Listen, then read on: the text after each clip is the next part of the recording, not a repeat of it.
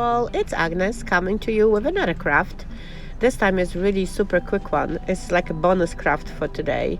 uh, I forgot actually the last time I made a video. I would like to make another rose, and actually there's 2 or 3 other different kinds, but I'm going to show you one, and hopefully you know that. This time I want to use the book pages, since the paper I was using the last time, it's going to be too coarse and too thick for this, so we're going to use the book pages.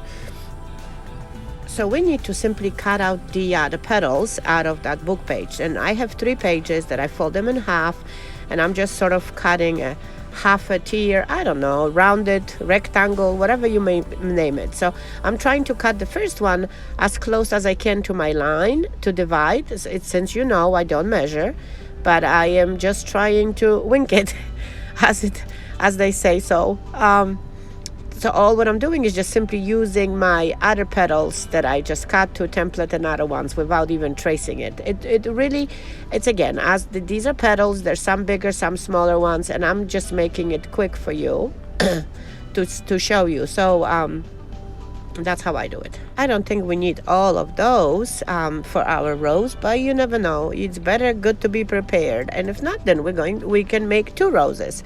But just because I do not like to waste the paper, I just want to use it all, because I thought the other side, I will just simply cut those one side rounded rectangles in a smaller shape to create a smaller petals that we can use for our rose.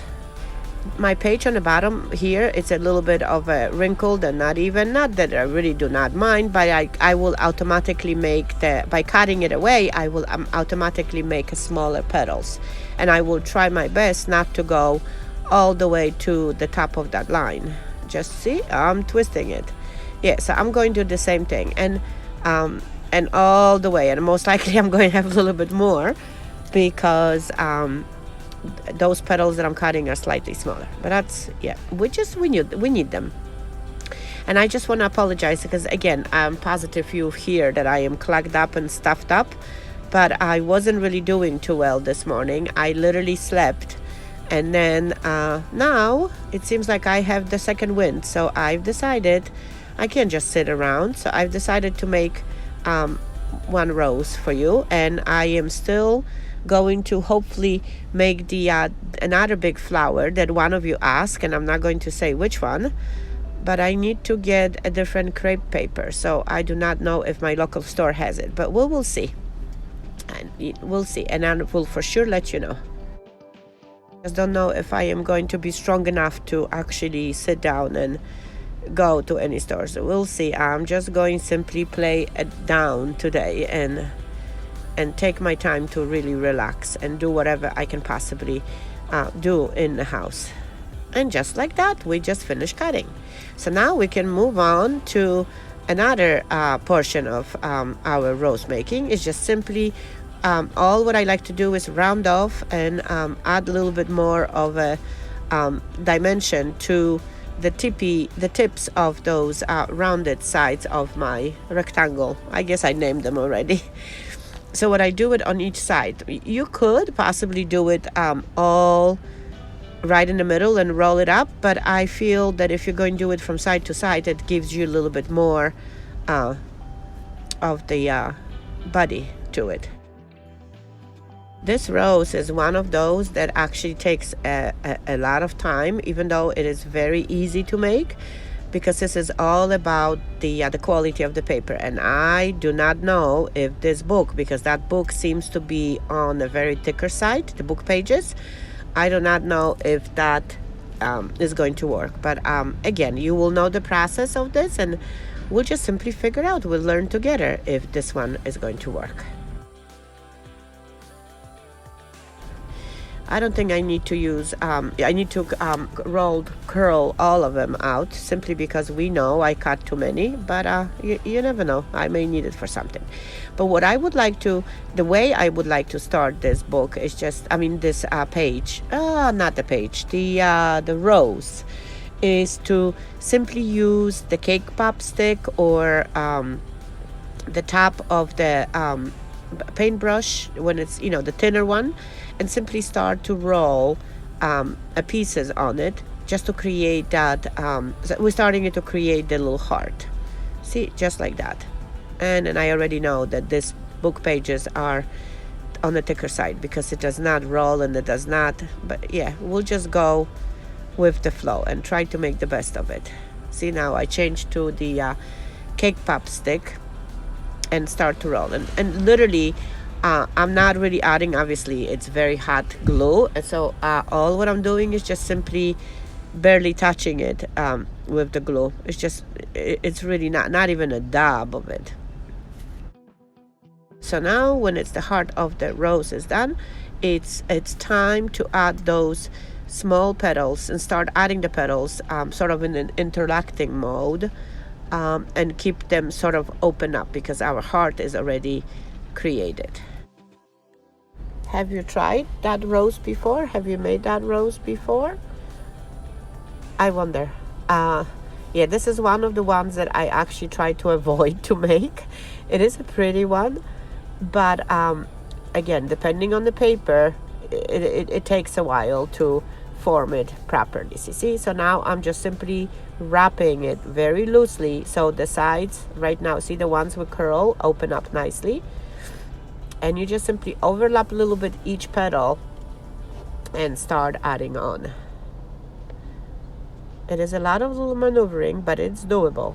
So I am not going to hold you here staring at me overlapping. You can still see it.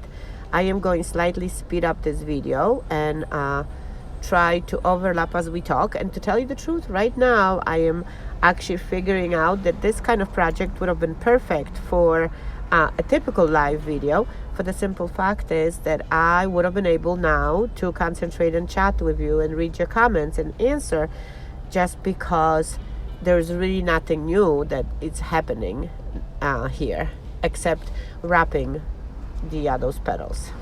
Of course, burning my fingers a bit, because as much as I do want to add a little bit of the hot glue, you know, when hot glue is waiting to be distributed, of course it comes up sometimes in a bigger chunks.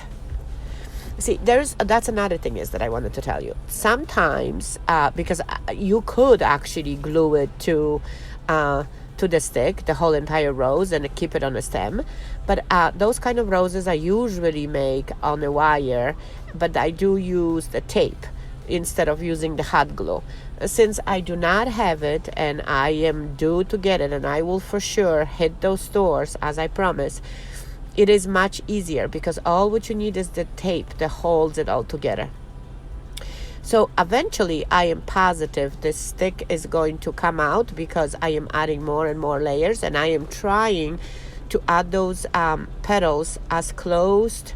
Don't go too much down, just simply try to stay on the same level as much as you can. Obviously, to create a three-dimensional look, you have to go here and there lower and higher on the stick, but yeah, but this is all about forming the shape.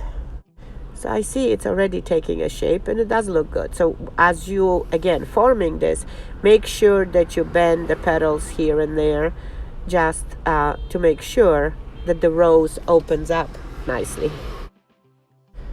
It is not the greatest looking rose, but you know what? You most likely get an idea. As you can see, it is not a pain. It takes a little while to wiggle those petals all around. I'm just waiting any minute that for my cake pops to simply come out of the rose. See, here we go. I just said that. That's what happens. It's not because I was wiggling. It's just because I wasn't using tape.